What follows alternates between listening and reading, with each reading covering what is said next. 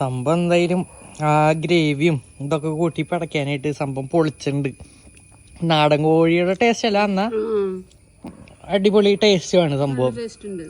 പൊളിച്ചിട്ടുണ്ട് എന്തായാലും. അമ്മ എന്നിട്ട് നമ്മുടെ ഇന്നത്തെ സ്പെഷ്യൽ പരിപാടി ഇന്ന് നമുക്ക് ഒരു കോഴിക്കറി ഉണ്ടാക്കാം. അതും വെറും കോഴിയല്ല, കരിങ്കോഴി.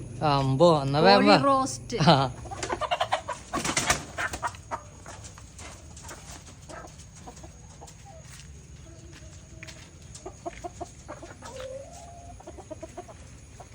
കെട്ടിട്ടോ സുനിയ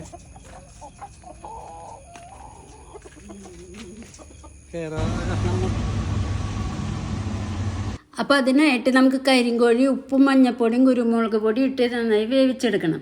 അത് കഴിഞ്ഞ് സവാള, പച്ചമുളക്, ഇഞ്ചി, കറിവേപ്പില, വെളുത്തുള്ളി, ചുവന്നുള്ളി, കുറച്ച് കുരുമുളക്, ഏലക്കായ, കരയാമ്പ് എല്ലാം കൂടി അരച്ചെടുത്ത് അതിലിട്ട് നന്നായി വഴറ്റിയെടുത്തിട്ട് കുറച്ച് തക്കാളിയും കൂടെ വഴറ്റിയെടുക്കും. പിന്നെ അതിലേക്ക് ആവശ്യമുള്ള മുളക് പൊടി, മല്ലിപ്പൊടി, മഞ്ഞൾപ്പൊടി, കുരുമുളക് പൊടി എല്ലാം ചേർത്ത് നന്നായി വഴറ്റിയെടുക്കുക. അതിനുശേഷം വേവിച്ച ഇറച്ചി ചേർത്ത് നന്നായി വരട്ടിയെടുത്ത് കുറച്ച് മസാലപ്പൊടിയും കൂടി ഇട്ട് മല്ലിയിലയും കറിവേപ്പിലയും ഇട്ട് ഇറക്കി വെക്കാം.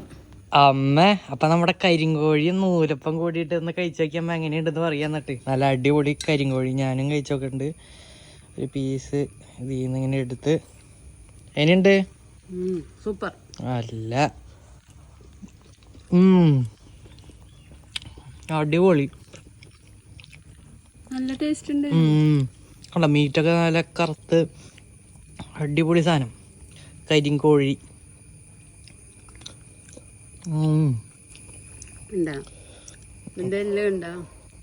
എല്ലാം അടക്കം കറുത്തതാ, അതല്ല കരിങ്കോഴി എന്ന് പറയണല്ലേ. സംഭവം അടിപൊളി. ഇതിന്റെ മീറ്റൊക്കെ കണ്ടില്ലേ കറുത്ത്.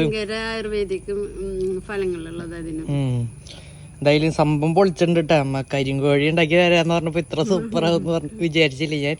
എന്തായാലും സംഭവം പൊളിച്ചിട്ടുണ്ട് കേട്ടാ.